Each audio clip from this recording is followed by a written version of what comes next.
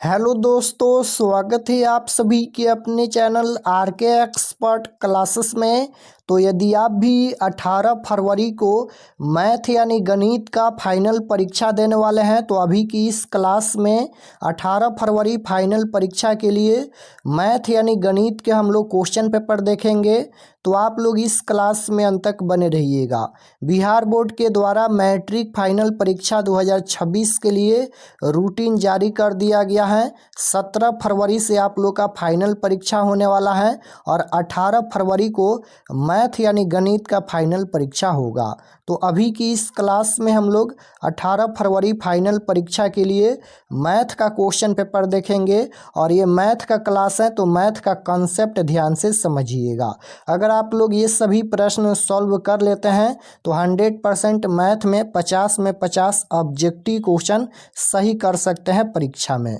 यहाँ पर देख सकते हो सेकेंडरी स्कूल एग्जामिनेशन 2026 एनुअल यानी वार्षिक फाइनल परीक्षा 2026 के लिए ये मैथ का क्वेश्चन पेपर है 18 फरवरी फाइनल परीक्षा के लिए।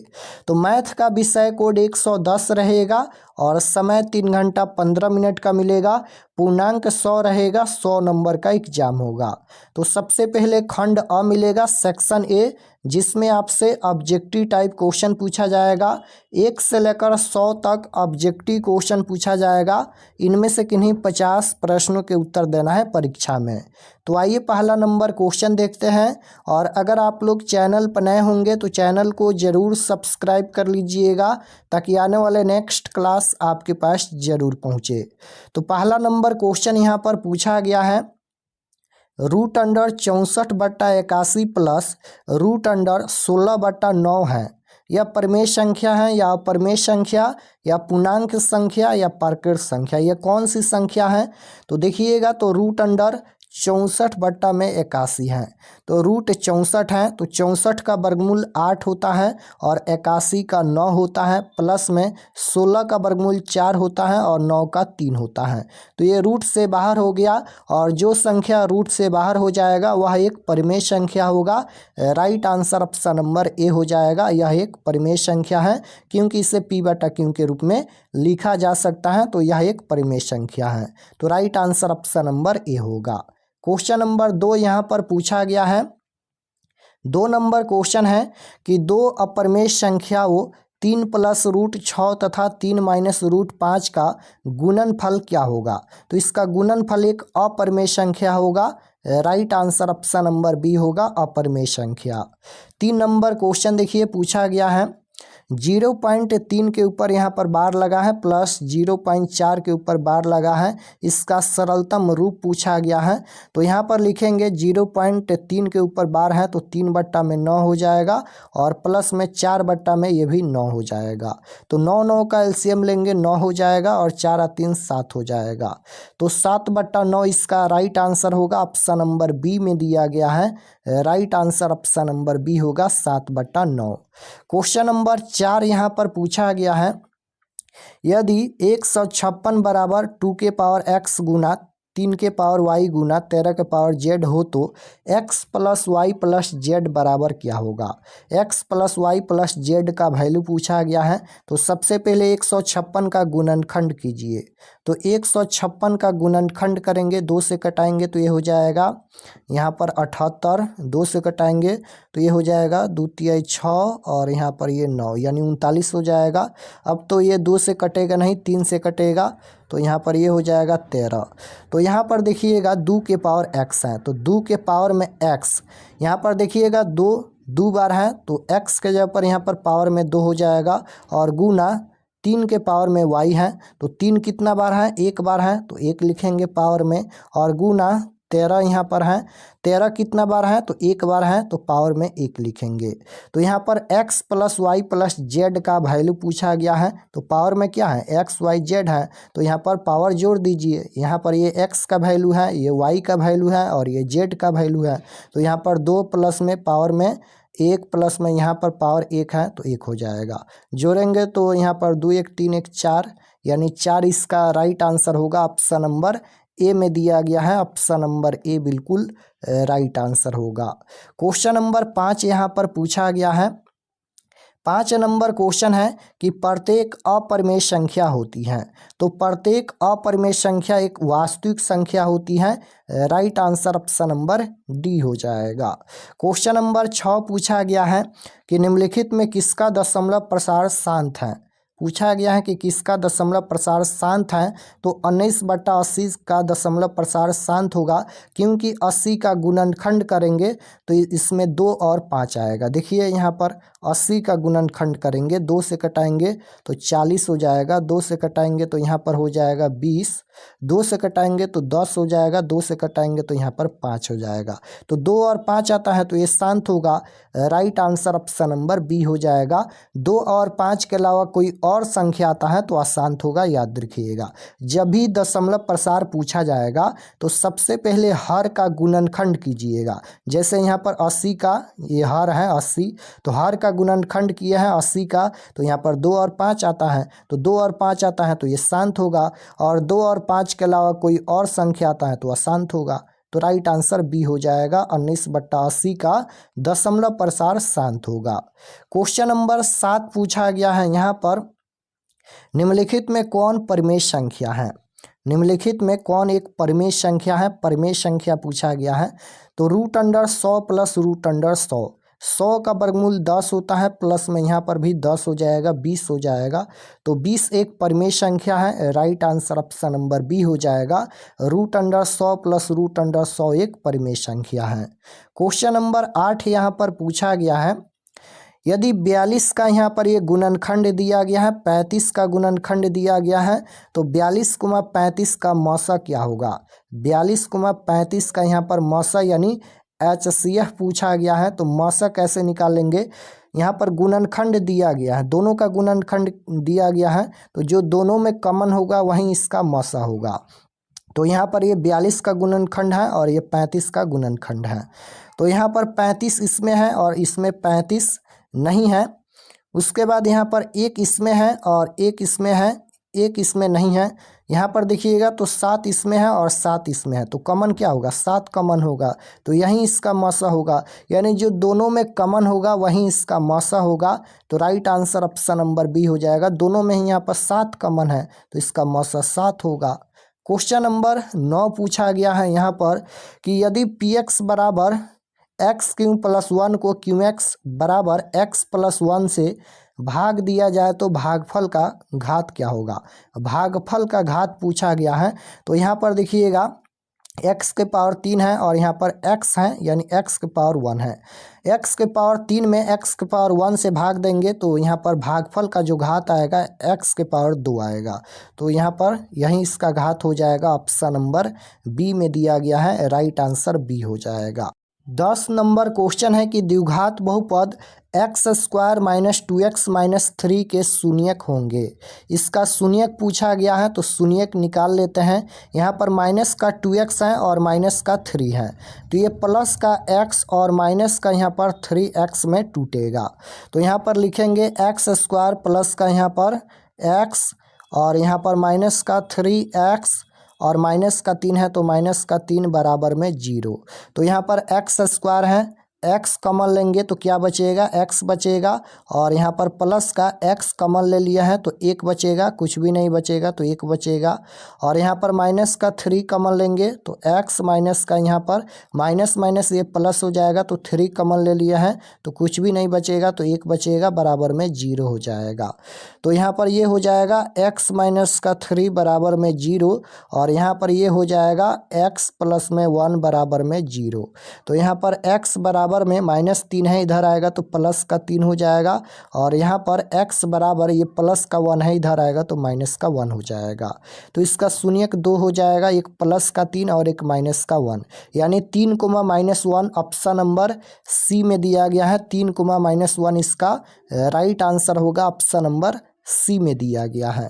क्वेश्चन नंबर 11 यहाँ पर पूछा गया है, यदि अल्फा एंड बीटा द्विघात बहुपद x² + 6x + 2 के शून्यक हैं तो alpha plus beta minus alpha into beta का मान क्या होगा।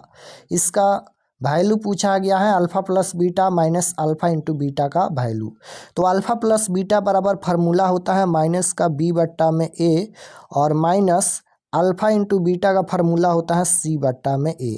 तो माइनस बी के जगह पर प्लस का 6 है तो प्लस माइनस माइनस का 6।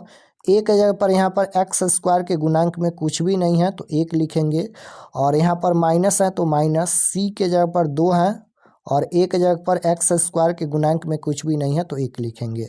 यानी यहाँ पर -6 और माइनस का 2 बराबर में यहाँ पर माइनस का 6 और 2 8 हो जाएगा। तो -8 इसका राइट आंसर होगा। ऑप्शन नंबर बी में दिया गया है -8 इसका करेक्ट आंसर होगा। क्वेश्चन नंबर 12 यहाँ पर पूछा गया है, यदि बहुपद एक्स स्क्वायर माइनस के एक्स माइनस 42 का एक शून्यक -3 है तो के का मान क्या होगा। एक शून्यक दिया गया है -3 तो के का वैल्यू पूछा गया है। तो एक्स के जगह पर हम लोग -3 रख देंगे तो के का वैल्यू आ जाएगा। तो चलिए रख देते हैं। एक्स स्क्वायर है यानी एक्स के जगह पर -3 रखेंगे तो माइनस का 3 का यहाँ पर स्क्वायर होगा, और माइनस का यहाँ पर के गुना एक्स के जगह पर -3 और माइनस का 42 बराबर में यहाँ पर 0 हो जाएगा। -3 का स्क्वायर प्लस का यहाँ पर 9 हो जाएगा, और ये माइनस माइनस प्लस हो जाएगा तो प्लस का यहाँ पर 3k और माइनस का यहाँ पर 42 हो जाएगा बराबर में 0। तो यहाँ पर लिखेंगे 3k बराबर ये प्लस का 42 और ये प्लस का 9 है, इधर आएगा तो माइनस का 9 हो जाएगा। तो यहाँ पर के बराबर में इसे घटाएंगे तो ये 33 हो जाएगा, और ये 3 गुना में है तो बट्टा में आएगा। तो 11 तिहाई 33 यानी के बराबर में यहाँ पर 11 हो जाएगा। के का वैल्यू कितना आएगा 11। ऑप्शन नंबर सी में दिया गया है के का वैल्यू 11 आएगा। Option number C right answer. Question number 13 पूछा गया है यहाँ पर कि निम्नलिखित में कौन वह द्विघात बहुपद है जिसके शून्यक 5n-3 है। यहाँ पर इसका शून्यक दिया गया है 5n-3। तो ये अल्फा का वैल्यू है 5 और ये बीटा का वैल्यू है -3। तो अल्फा प्लस बीटा यानी अल्फा का वैल्यू 5 है और प्लस बीटा का वैल्यू -3 है। तो प्लस माइनस माइनस होता है तो माइनस का 3 घटाएंगे तो 5 में से 3 घटाएंगे तो कितना बचेगा 2 बचेगा। उसके बाद अल्फ़ा इंटू बीटा, अल्फ़ा का वैल्यू 5 है तो 5 गुना बीटा का वैल्यू -3 है -3। तो 5 तिहाई 15 माइनस का 15 हो जाएगा। तो ये अल्फ़ा प्लस बीटा का वैल्यू 2 आएगा और अल्फ़ा इंटू बीटा का वैल्यू -15 आएगा। तो शून्यक निकाल लेते हैं, द्विघात बहुपद निकाल लेते हैं क्योंकि ये शून्यक दिया गया था। तो द्विघात बहुपद का फार्मूला क्या होता है। द्विघात बहुपद का फार्मूला होता है x square minus alpha plus beta into में x plus alpha into beta. ये द्विघात बहुपद का फार्मूला होता है। तो एक्स स्क्वायर है तो x square minus alpha plus beta का वैल्यू यहाँ पर 2 है तो 2 हो जाएगा। 2 में x से गुना करेंगे तो 2x हो जाएगा, और प्लस में अल्फ़ा इंटू बीटा का वैल्यू देखिएगा तो -15 है। तो यहाँ पर प्लस है और यहाँ पर माइनस है, तो प्लस माइनस माइनस होता है तो यहाँ पर माइनस लिख देते हैं तो माइनस का 15 हो जाएगा। यही इसका आंसर हो जाएगा x square minus 2x minus 15। दोनों माइनस में है, ऑप्शन नंबर डी में दिया गया है। यहाँ पर x square minus 2x minus 15 option number D right answer होगा। क्वेश्चन नंबर 14 पूछा गया है यहाँ पर, यदि बहुपद px का एक गुणनखंड दिया गया है x प्लस 2 तो बहुपद px का एक शून्यक पूछा गया है। तो x प्लस 2 बराबर में 0 कर देंगे तो x बराबर ये प्लस का 2 है, इधर आएगा तो माइनस का 2, x बराबर -2 ऑप्शन नंबर बी में दिया गया है। Right answer option number B हो जाएगा -2। क्वेश्चन नंबर 15 पूछा गया है यहाँ पर कि बहुपद x यहाँ पर बाहर में है, इसका घात पूछा गया है। तो घात कैसे निकालेंगे, ये x बाहर में है तो इसे गुना करेंगे तो यहाँ पर ये हो जाएगा 7x के पावर में यहाँ पर ये गुना करेंगे तो x के पावर में 3 हो जाएगा, और प्लस में यहाँ पर 2x के पावर में यहाँ पर 2 हो जाएगा। तो अधिकतम घात ही पूछा गया है तो अधिकतम घात यहाँ पर 3 आएगा, तो यहीं इसका आंसर हो जाएगा 3। Option number C right answer हो जाएगा। अधिकतम घात यहाँ पर 3 आएगा तो 3 इसका घात होगा। क्वेश्चन नंबर 16 पूछा गया है कि घात 1 वाले बहुपद को कहते हैं। तो एक घात वाला बहुपद रैखिक बहुपद कहलाता है। Right answer option number B हो जाएगा। एक घात वाला बहुपद रैखिक बहुपद कहलाता है, 2 घात वाला बहुपद द्विघात बहुपद कहलाता है, और 3 घात वाला बहुपद त्रिघात बहुपद कहलाता है। क्वेश्चन नंबर 17 पूछा गया है यहाँ पर यदि x प्लस वाई बराबर 14 और x माइनस वाई बराबर 4 तो यहाँ पर x और y का वैल्यू पूछा गया है। तो ये दो समीकरण दिया गया है, दो रैखिक समीकरण है। इसको विलोपन विधि या प्रतिस्थापन विधि से बनाएंगे तो x और y का वैल्यू आ जाएगा। चलिए बना देते हैं। यहाँ पर पहला समीकरण है x प्लस में y बराबर में 14 और दूसरा समीकरण है x माइनस वाई बराबर में 4। तो यहाँ पर जोड़ लेते हैं। तो यहाँ पर y y कट जाएगा, तो यहाँ पर इसे जोड़ेंगे तो 2x हो जाएगा बराबर में 14 और 4 कितना हो जाएगा 18। तो x बराबर में यहाँ पर ये 9 दूना 18 9 हो जाएगा। x का वैल्यू 9 आएगा। तो x का वैल्यू 9 है तो इसको समीकरण 1 या समीकरण 2 में रखेंगे। ये पहला समीकरण है और ये यहाँ पर ये दूसरा समीकरण है। तो समीकरण 1 या 2 में रख देंगे तो y का वैल्यू आ जाएगा। चलिए समीकरण 1 में रख देते हैं। तो यहाँ पर समीकरण 1 है x प्लस में y बराबर में यहाँ पर 14 है। तो x का वैल्यू रखेंगे समीकरण 1 में। तो x के जगह पर 9 लिखेंगे और प्लस में y हमें निकालना है बराबर में 14। तो यहाँ पर y बराबर में 14 और ये माइनस प्लस का 9 है, इधर आएगा तो माइनस का 9। तो y बराबर में घटाएंगे तो कितना हो जाएगा 5 हो जाएगा। तो x का वैल्यू 9 y का वैल्यू 5। ऑप्शन नंबर ए में ही दिया गया है, x का वैल्यू 9 और y का वैल्यू 5। ऑप्शन नंबर ए राइट आंसर होगा। क्वेश्चन नंबर 18 पूछा गया है कि दो रैखिक समीकरणों के रेखा चित्र यदि प्रतिच्छेदी रेखाएं है तो हलों की संख्या। हलों की संख्या पूछा गया है। तो प्रतिच्छेदी रेखाएं के हलों की संख्या कितना होता है 1 होता है। सबसे पहले प्रतिच्छेदी कब होता है, प्रतिच्छेदी कब होता है तो जब a1/a2 बराबर नहीं होता है b1/b2 के, तब प्रतिच्छेदी होता है। और प्रतिच्छेदी रेखाएं का सिर्फ एक हल होता है, राइट आंसर बी हो जाएगा। समांतर रेखाएं का कोई हल नहीं होता है, समपाती रेखाएं के अपरिमित रूप से अनेक हल होता है और प्रतिच्छेदी रेखाएं का एक हल होता है। तो राइट आंसर बी होगा। क्वेश्चन नंबर 19 पूछा गया है। रैखिक समीकरण दिया गया है, ये दो रैखिक समीकरण है। पूछा गया है कितने हल होंगे, हल पूछा गया है। तो a1/a2 बराबर b1/b2 बराबर c1/c2 के फार्मूला से निकालेंगे। a1 के जगह पर x के गुणांक में कुछ भी नहीं है तो 1 लिखेंगे। a2 के जगह पर 3 है बराबर b1 के जगह पर -3, b2 के जगह पर -9, c1 के जगह पर -3, c2 के जगह पर यहाँ पर c2 के जगह पर -2 है। तो 1/3 बराबर में यहाँ पर ये माइनस माइनस प्लस का हो जाएगा, 3 3 9 1/3 बराबर यहाँ पर तो ये माइनस माइनस प्लस हो जाएगा लेकिन ये नहीं कटेगा तो ये 3/2 हो जाएगा। तो 1/3 बराबर 1/3, लेकिन यहाँ पर ये बराबर नहीं है, 3/2 ये बराबर नहीं है। यानी a1/a2 बराबर है b1/b2 के लेकिन बराबर नहीं है c1/c2 के। तो ये समांतर होगा और इसका कोई हल नहीं होगा। तो right answer option number B हो जाएगा, इसका कोई हल नहीं है। आप लोग सभी फार्मूला याद रखिएगा, फार्मूला याद नहीं है तो कोई भी क्वेश्चन समझ में नहीं आएगा और कोई भी क्वेश्चन नहीं बनेगा, इसलिए आप लोग सभी फार्मूला जरूर याद रखिएगा। क्वेश्चन नंबर 20 पूछा गया है। यदि a1/a2 बराबर है b1/b2 बराबर है c1/c2 तो समीकरण का आलेख पूछा गया है। तो यहीं पर दे दिया गया है, ये तीनों बराबर हैं, a1/a2 बराबर है b1/b2 बराबर है c1/c2, तो ये समपाती होगा, समपाती सरल रेखाएं होगा और इसका अपरिमित रूप से अनगिनत हल होता है। तो राइट आंसर बी हो जाएगा, समपाती सरल रेखाएं।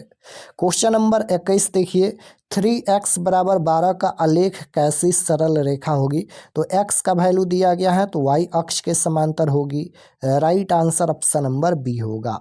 क्वेश्चन नंबर 22 पूछा गया है, निम्नलिखित में कौन द्विघात समीकरण नहीं है, नहीं पूछा गया है। तो यहाँ पर x-2 x+1 बराबर x-1 x-3 ये जो है वह द्विघात समीकरण नहीं है क्योंकि इसका पावर x के पावर 2 नहीं आएगा, इसलिए इसका राइट आंसर सी हो जाएगा। क्वेश्चन नंबर 23 देखिए, पूछा गया है कि द्वितीय चतुर्थांश में बिंदु के नियामक होंगे। द्वितीय चतुर्थांश में बिंदु के नियामक पूछा गया है। तो द्वितीय में क्या होता है, सबसे पहले प्रथम में प्लस कोमा प्लस होता है, द्वितीय पाद या द्वितीय चतुर्थांश में माइनस कोमा प्लस होता है, तृतीय में क्या होता है, माइनस कुमा माइनस होता है, और चतुर्थ में क्या होता है, तो प्लस कुमा माइनस होता है। तो पूछा गया है कि द्वितीय चतुर्थांश में बिंदु के नियामक। द्वितीय में क्या होता है, माइनस प्लस होता है, माइनस प्लस। तो देखिए किस में माइनस प्लस है, ऑप्शन नंबर बी में है। पहला माइनस है, दूसरा प्लस है, तो यह बिंदु द्वितीय चतुर्थांश या द्वितीय पाद में स्थित है। तो right answer option number B हो जाएगा, -2,3 ये द्वितीय चतुर्थांश में स्थित है। क्वेश्चन नंबर 24 पूछा गया है। यहाँ पर 24 नंबर क्वेश्चन है कि किसी त्रिभुज के शीर्षों के नियामक, यहाँ पर ये शीर्षों के नियामक दिया गया है, तो उसके केंद्रक के नियामक होंगे। केंद्रक के नियामक पूछा गया है, तो इसका फार्मूला होता है x1 प्लस x2 प्लस में x3 बट्टा में 3 होता है, coma y1 plus y2 plus में यहाँ पर y3 बट्टा में यहाँ पर 3 होता है। ये केंद्रक का नियामक का फार्मूला होता है। तो x1 के जगह पर यहाँ पर -3 है, तो -3 प्लस x2 के जगह पर यहाँ पर 5 है, तो 5 प्लस x3 के जगह पर -8 है, तो प्लस माइनस माइनस का यहाँ पर 8 हो जाएगा बट्टा में 3, और y1 के जगह पर देखिएगा तो 0 है, तो 0 प्लस y2 के जगह पर -2 है, तो प्लस माइनस माइनस का 2 हो जाएगा, और प्लस y3 के जगह पर 5 है बट्टा में 3 हो जाएगा। तो यहाँ पर देखिएगा जोड़ेंगे सबसे पहले इसे, तो 5 प्लस का है और यहाँ पर ये 8 है, तो माइनस का 3 माइनस का यहाँ पर ये हो जाएगा 3, यानी यहाँ पर माइनस माइनस ये प्लस हो जाएगा, तो माइनस का यहाँ पर 3 दूना 6 बट्टा में 3, यानी माइनस का यहाँ पर 2 हो जाएगा। उसके बाद यहाँ पर देखिएगा तो माइनस का 2 है और ये प्लस का 5 है, तो ये प्लस का 3 बट्टा में 3 हो जाएगा, यानी 1 हो जाएगा। तो यहाँ पर -2,1 -2,1 ऑप्शन नंबर सी में दिया गया है, माइनस यहाँ पर -2,1 ऑप्शन नंबर बी में दिया गया है। Right answer option number B हो जाएगा, -2,1 इसका करेक्ट आंसर होगा। क्वेश्चन नंबर 25 पूछा गया है कि त्रिभुज ABC एक समकोण त्रिभुज है जिसमें कोण C 90 डिग्री है, तो कॉस A प्लस बी का मान पूछा गया है। तो इसका आंसर 0 हो जाएगा, ऑप्शन नंबर ए राइट आंसर होगा। क्वेश्चन नंबर 26 पूछा गया है कि 28 सेंटीमीटर व्यास वाले वृत्त की परिधि क्या होगी। वृत्त की परिधि पूछा गया है, तो वृत्त का परिधि होता है 2πr। वृत्त का परिधि 2πr होता है। तो यहाँ पर 2 गुना पाई का मान 22/7 गुना r के जगह पर, तो व्यास दिया गया है, तो आधा करेंगे तो कितना हो जाएगा, 14 हो जाएगा, तो 14, तो 7 दूना 14 हो जाएगा, गुना करेंगे तो 22 दूना 44 और 44 दूना 88 हो जाएगा। तो 88 सेंटीमीटर इसका परिधि होगा, ऑप्शन नंबर बी में दिया गया है 88 सेंटीमीटर। क्वेश्चन नंबर 27 पूछा गया है कि वृत्त की सबसे लंबी जीवा कहलाती है, तो वृत्त की सबसे लंबी जीवा व्यास कहलाती है। Right answer option number B हो जाएगा, व्यास। क्वेश्चन नंबर 28 पूछा गया है कि tan थीटा गुना cot थीटा का मान क्या होगा। तो tan थीटा गुना cot थीटा बराबर 1 होता है, ये फार्मूला ही होता है। राइट आंसर बी होगा। क्वेश्चन नंबर 29 देखिए, tan 35 डिग्री बट्टा में cot 55 डिग्री प्लस में cot 78 डिग्री बट्टा में tan 12 डिग्री बराबर होगा। तो इसका मान 1 होता है, प्लस में इसका मान भी 1 होता है, बराबर में 1 1 2 हो जाएगा। ऑप्शन नंबर सी में दिया गया है, राइट आंसर सी होगा। इसको tan 90 डिग्री माइनस थीटा के फार्मूला से बनाएंगे तो इसका वैल्यू 1 आएगा। इसको cot 90 डिग्री माइनस थीटा के फार्मूला से बनाएंगे तो इसका मान 1 होगा, जोड़ेंगे तो 2 हो जाएगा। ऑप्शन नंबर सी में दिया गया है। क्वेश्चन नंबर 30 नंबर क्वेश्चन है कि यदि साइन थीटा बराबर a/b तब कॉस थीटा का मान क्या होगा। यहाँ पर कॉस थीटा का वैल्यू पूछा गया है, तो कॉस थीटा बराबर फार्मूला होता है आधार बटा कोण, यानी b बट्टा में h होता है। साइन थीटा बराबर a/b दिया गया है, तो साइन थीटा का फार्मूला होता है लंब बटा कोण, यानी p/h। p का वैल्यू ऊपर में a है, h का वैल्यू नीचे में b है। तो हमें निकालना क्या है, हमें निकालना है b, यानी आधार निकालना है, क्योंकि यहाँ पर p और h दिया गया है, तो b निकालेंगे। तो b बराबर यानी आधार बराबर फार्मूला होता है √अंडर कोण स्क्वायर माइनस लंब स्क्वायर। कौन के जगह पर यहाँ पर बी दिया गया है तो बी स्क्वायर माइनस लम के जगह पर ए है तो ए स्क्वायर हो जाएगा। तो बी का value root under b square minus a square होगा। अब यहाँ पर कॉस थीटा का वैल्यू पूछा गया है तो कॉस थीटा बराबर फार्मूला होता है आधार बटा कोण यानी बी बटा एच। तो बी के जगह पर अभी हम लोग root under b square minus a square निकाले हैं, बट्टा में एच के जगह पर कोण के जगह पर यहाँ पर बी दिया गया था तो बी हो जाएगा। यही इसका आंसर होगा root under b square minus a square बट्टा बी। ऑप्शन नंबर बी में दिया गया है, right answer option number B होगा। क्वेश्चन नंबर 31 पूछा गया है यहाँ पर, यदि साइन थीटा बराबर 1/2 तो कॉट थीटा का मान क्या होगा। साइन थीटा बराबर फार्मूला होता है लम बटा कोण यानी पी बटा एच। लम के जगह पर ऊपर में 1 और कोण के जगह पर नीचे में यहाँ पर 2 दिया गया है। तो यहाँ पर देखिएगा कॉट थीटा का वैल्यू पूछा गया है। कॉट थीटा बराबर फार्मूला क्या होता है, टैन थीटा का फार्मूला लम बटा आधार होता है तो आधार बटा लम यानी बी बटा में पी हो जाएगा फार्मूला कॉट थीटा का। तो यहाँ पर बी और पी दिया गया है, एच दिया गया है लेकिन बी नहीं दिया गया है यानी आधार नहीं दिया गया है। तो आधार हम लोग निकालेंगे पाइथागोरस प्रमेय से। तो इसका फार्मूला होता है आधार का रूट अंडर कोण स्क्वायर माइनस लम स्क्वायर। कोण के जगह पर एच के जगह पर 2 है तो 2 का स्क्वायर 4 हो जाएगा और माइनस पी के जगह पर 1 है, 1 का स्क्वायर 1 होता है तो 4 में से 1 घटाएंगे रूट अंडर ये 3 हो जाएगा। तो बी का वैल्यू रूट 3 आएगा। अब यहाँ पर कॉट थीटा का वैल्यू पूछा गया है तो कॉट थीटा बराबर फार्मूला होता है बी बटा पी यानी आधार बटा लम। आधार के जगह पर रूट अंडर 3 है और पी के जगह पर लम के जगह पर यहाँ पर 1 है तो 1। 3/1 का मतलब रूट अंडर 3/1 का मतलब रूट 3 होता है। ऑप्शन नंबर बी में दिया गया है, right answer option number B हो जाएगा, रूट 3 इसका राइट आंसर होगा। क्वेश्चन नंबर 32 देखिएगा, पूछा गया है यहाँ पर, यदि रूट 3 tan 2 थीटा बराबर 3 तब थीटा का मान क्या होगा। थीटा का वैल्यू पूछा गया है तो इसको ध्यान से देखिएगा। लिखेंगे यहाँ पर सबसे पहले tan 2 थीटा बराबर यहाँ पर 3 बट्टा में रूट 3 हो जाएगा क्योंकि ये गुना में है तो बट्टा में आएगा। अब इसको हर का प्रमेयकरण करेंगे तो नीचे में यहाँ पर रूट 3 है तो ऊपर में भी रूट 3 से गुना करेंगे, नीचे में भी रूट 3। तो यहाँ पर कितना हो जाएगा, ऊपर में गुना करेंगे तो 3 रूट 3 हो जाएगा और नीचे में रूट 3 से गुना करेंगे तो यहाँ पर 3 हो जाएगा। 3 से 3 कट जाएगा, रूट 3 बचेगा। तो यहाँ पर लिखेंगे tan 2 थीटा बराबर रूट 3 को क्या लिख सकते हैं, रूट 3 को भी लिख सकते हैं। यहाँ पर रूट 3 को tan रूट 3 यानी 60 डिग्री का मान होता है तो 60 डिग्री लिख सकते हैं, tan 60 डिग्री। तो tan से tan कट जाएगा तो 2 थीटा बराबर में बचेगा यहाँ पर 60 डिग्री। तो थीटा बराबर कितना होगा 60/2 यानी यहाँ पर 30 डिग्री हो जाएगा। तो थीटा का वैल्यू पूछा गया था तो 30 डिग्री आएगा। ऑप्शन नंबर बी में दिया गया है, right answer option number B हो जाएगा 30 डिग्री। क्वेश्चन नंबर 33 पूछा गया है कि सेक 90 डिग्री माइनस थीटा बराबर फार्मूला क्या होता है, cosec theta. Right answer option number B हो जाएगा। फार्मूला आप लोग याद रखिएगा, सेक 90 डिग्री माइनस थीटा बराबर कॉसेक थीटा फार्मूला होता है।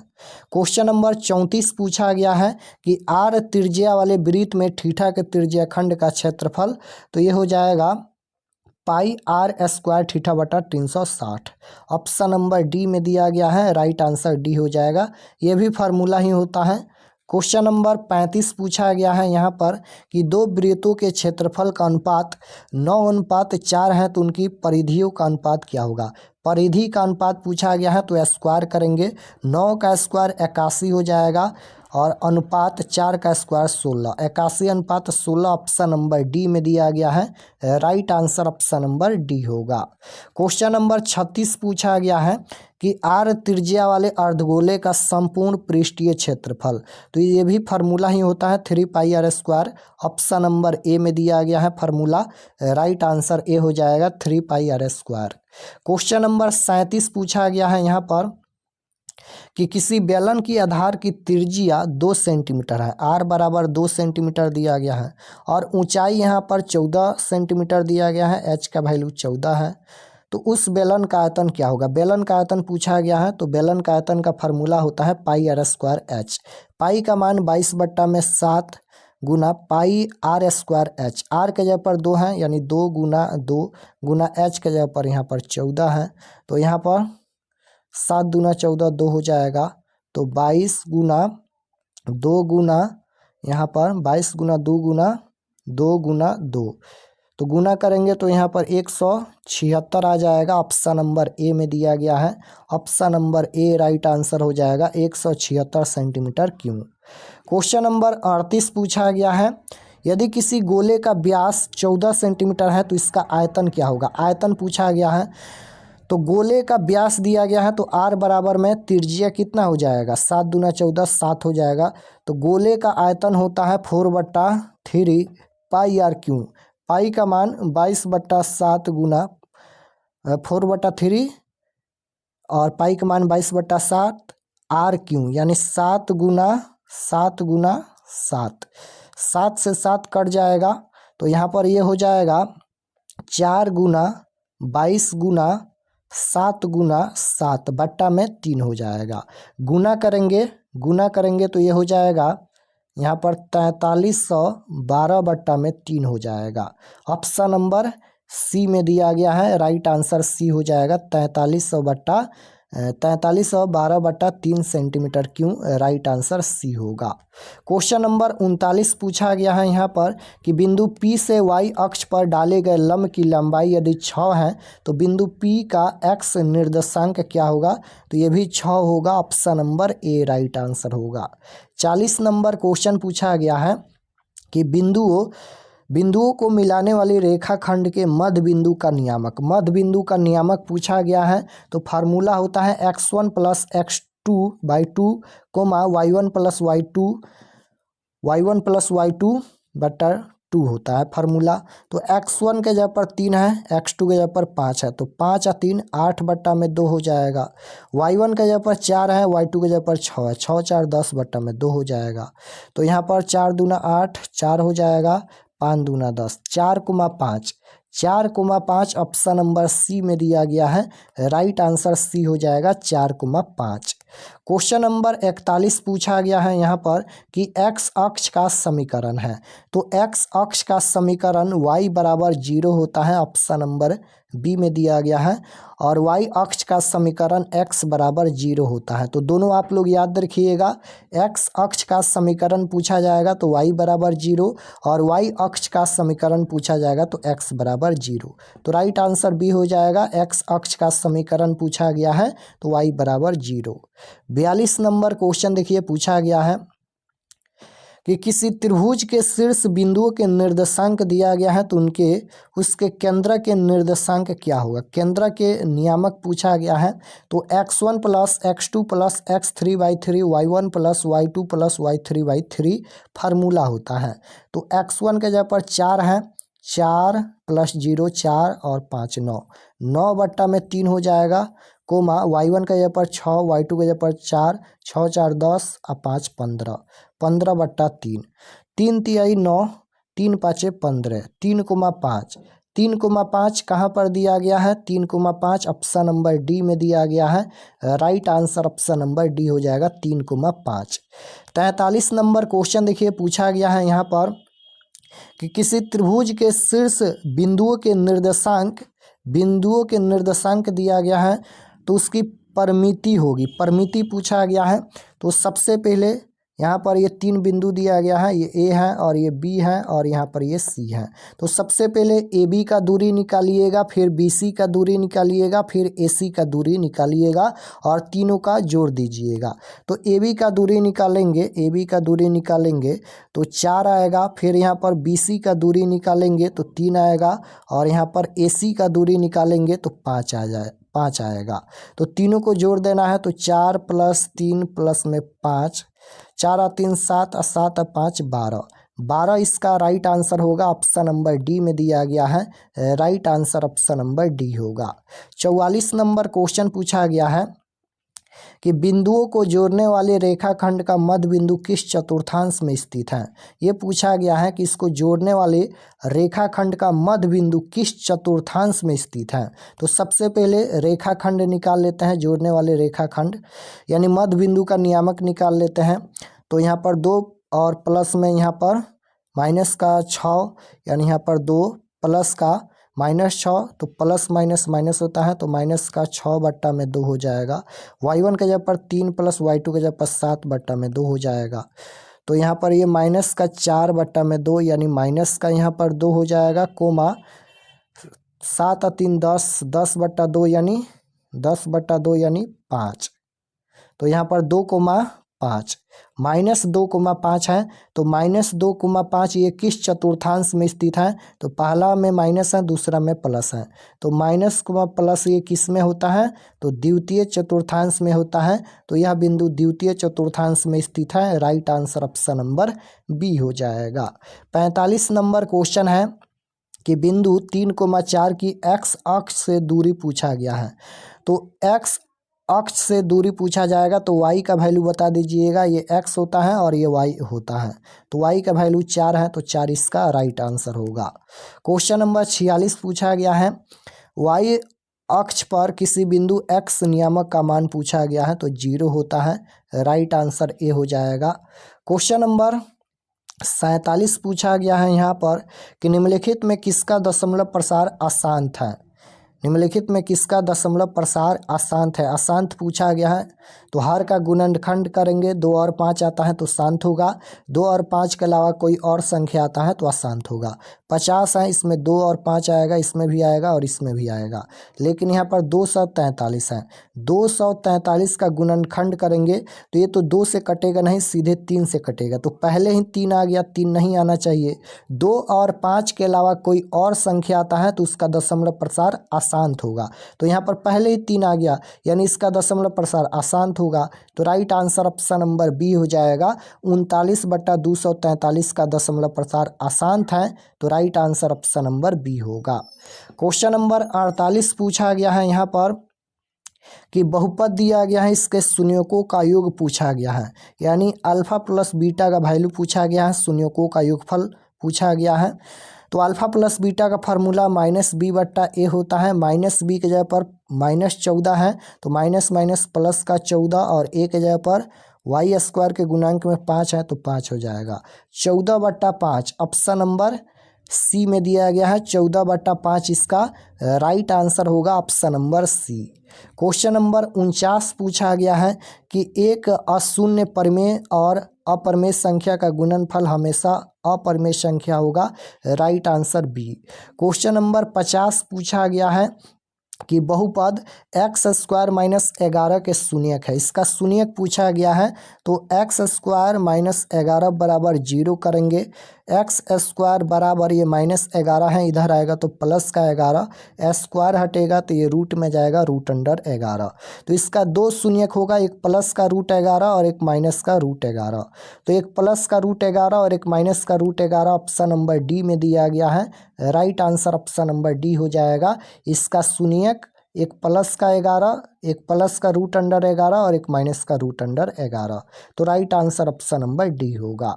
तो अभी की इस क्लास में हम लोग मैथ के 50 क्वेश्चन सॉल्यूशन के साथ, कॉन्सेप्ट के साथ देखे हैं। तो आप लोग से रिक्वेस्ट है कि आप लोग एक बार और रिवीजन कर लीजिएगा, ताकि सभी क्वेश्चन आपको समझ में आ जाए। तो एक बार रिवीजन कर लीजिएगा। अगर आप लोग ये सभी क्वेश्चन सॉल्व कर लेते हैं तो 100% आप लोग मैथ में ऑब्जेक्टिव 50 में 50 सही कर सकते हैं। तो आप लोग एक बार और वॉच कर लीजिएगा और अपने दोस्तों के पास भी इस क्लास को शेयर कीजिएगा। और अगर आप लोग चैनल पर नए होंगे तो चैनल को ज़रूर सब्सक्राइब कर लेना, ताकि आने वाले नेक्स्ट क्लास आपके पास ज़रूर पहुँचे। और मैथ का सब्जेक्टिव का भी क्लास होगा, तो आप लोग चैनल को ज़रूर सब्सक्राइब कर लेना। मिलते हैं नेक्स्ट क्लास में, तब तक अपना स्टडी कीजिए। आप सभी को धन्यवाद।